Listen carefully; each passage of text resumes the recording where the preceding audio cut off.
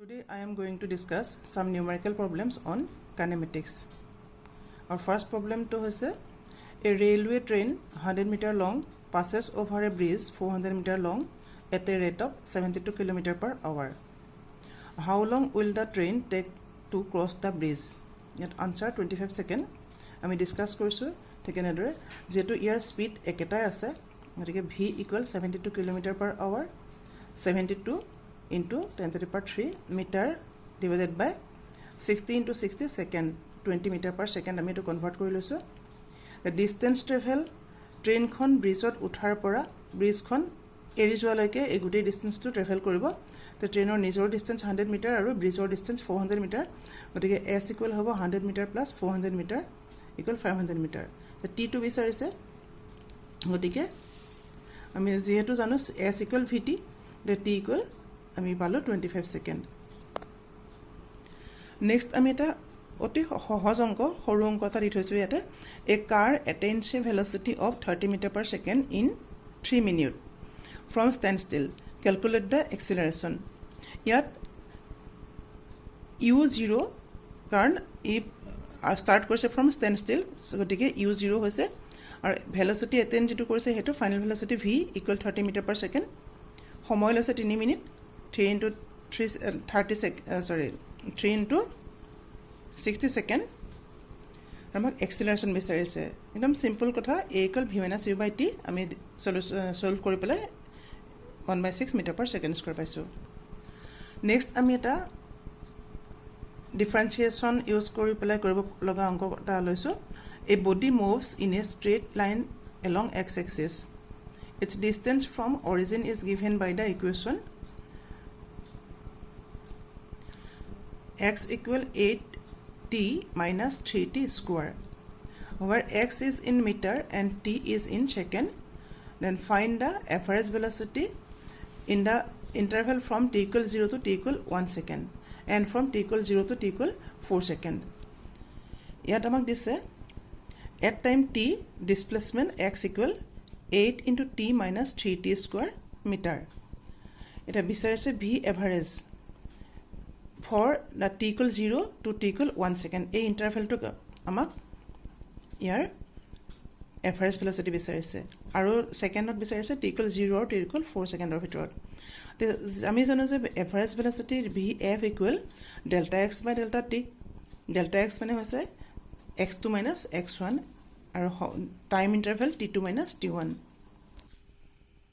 এতিয়া আমি x2 আৰু x1 লবৰ কাৰণে এই ৰিলেশনটোত আমি যদি t1 ৰ ভ্যালু মানে 0 আৰু ইয়াটো 0 পুট কৰো তেতিয়াহলে আমি পাম x1 তে t1 equal 0 গতিকে x1 equal হ'ব 8 into 0 minus 3 into 0 square আকৌ t2 equal 1 second গতিকে x2 হ'ব 8t minus 3t square আমি t ৰ জায়গাত 1 আৰু ইয়াফলে 1 square ইয়াত প্লেস কৰিছো ইয়াৰ পৰা আমি পালোগৈ x2 equal 5 meter গতিকে v average equal হ'ব x2 ৰ ভ্যালু 5 আৰু x1 ৰ ভ্যালু 0 আছিল গতিকে 5 minus 0 divided by t2 ৰ ভ্যালু 1 t1 ৰ ভ্যালু 0 গতিকে ইয়াৰ পৰা আমি পালোগৈ 5 meter per second প্ৰথম ইন্টাৰভেলটোত এটো পালো সিমিলাৰলি t1 equal 0 আৰু t2 equal 4 সেকেন্ডৰ বাবে আমি x ৰ ৰিলেশনটোত t1 ৰ ভ্যালু 0 বহলে আমি পাম আগৰদৰে 0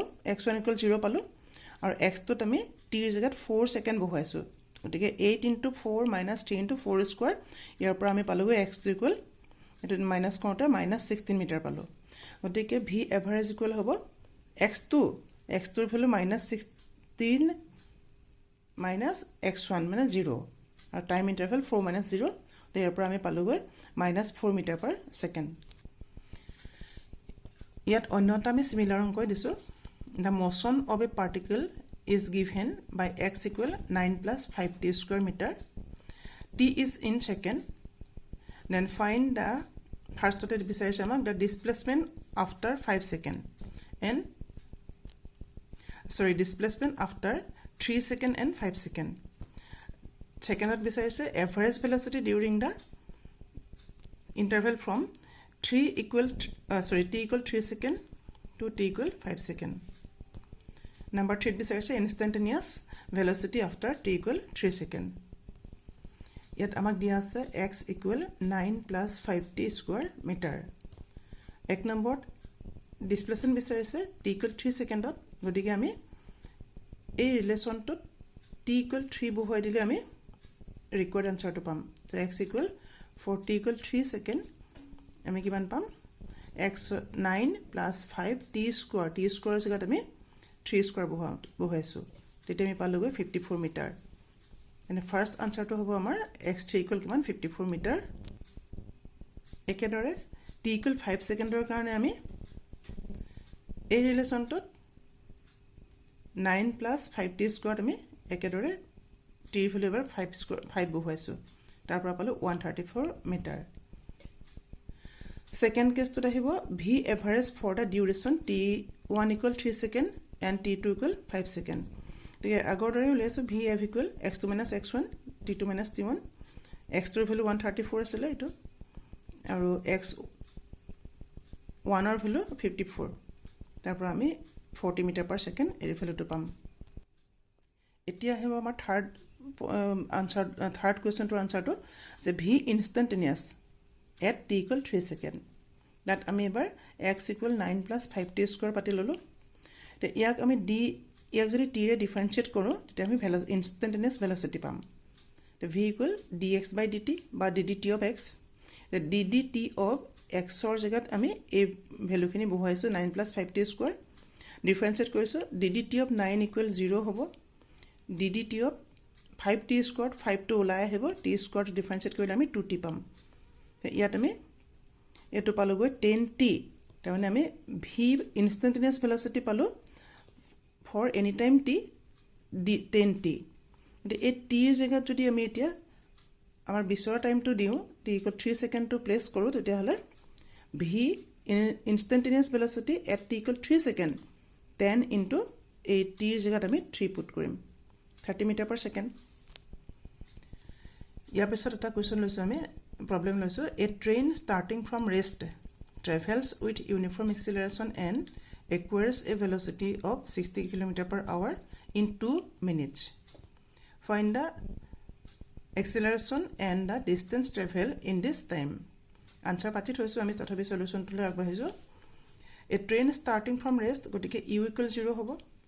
Attention velocity v equal ইমান 60 km per hour. আমি এটা কনভাৰ্ট কৰিছোঁ মিটাৰ পাৰ ছেকেণ্ডলৈ. এইটো ইউৰ পৰা এইটো হৈছে ইন time t equal 2 second. So' আমাৰ time t equal 2 into 60 second. Acceleration বিচাৰিছে আৰু distance travel বিচাৰিছে. Acceleration is equal v minus u by t. ইয়াত প্লেচ কৰিলে হ'ল গোটেইখিনি বস্তু, আৰু s equal ut plus half of at square. তো a ওলাই থকাৰ পিছত u আমি জানো t দিয়া আছে, গতিকে আমি a পাতি পেলাই এইখিনি ল'ব পাৰিম. আনচাৰখিনি দি থোৱা হৈছে, ইয়াত হিণ্ট দি থৈছোঁ, ইয়াৰ পৰা ষ্টাৰ্ট কৰি ছল্ভ কৰিলে হ'ব. আমাৰ নেক্সট প্ৰব্লেম এটা আছে. A stone is thrown vertically upward, reaches a height of 89 meter. Calculate its initial velocity. Particle এটা আমি তলৰ পৰা ওপৰলৈ মাৰি পঠিয়াইছোঁ. ইনিচিয়েল ভেলচিটি আমাক উলিয়াবলৈ দিছে, এইটো ইউ ইকুৱেল দিয়া নাই, কিন্তু আমি ইউটো বিচাৰিছে.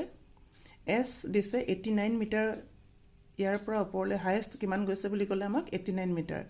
আৰু যিহেতু আপৰাইজিং হৈছে acceleration A equal minus G, at highest point আমি জানো যে ভি ইকুৱেল 0 হ'ব, গতিকে আমি V square equal U square plus 2s as formula. কাৰণ আমি ইউ নাজানো, ইউ বিচাৰিছে, এছ জানো, এ জানো, আৰু এটা পইণ্ট ইয়াত নিদিলেও আমি গম পাম যে এটা টপমষ্ট পইণ্ট তাত ভি ইকুৱেল 0 হ'ব, কাৰণ তাৰ পৰা সি আকৌ ফল বেক কৰিব, সেইকাৰণে ইয়াত ভেলচিটি 0 হয়. আমি সেই পইণ্টটো আচলতে হিণ্ট হিচাপে ল'ব পাৰোঁ. ভি ইকুৱেল 0, তো v square equal U square plus 2s as এই ফৰ্মুলা আমি জানো, ইয়াত বহুৱাই গ'লে আমি ইউৰ ভেলু এনেকুৱা এটা পামগৈ.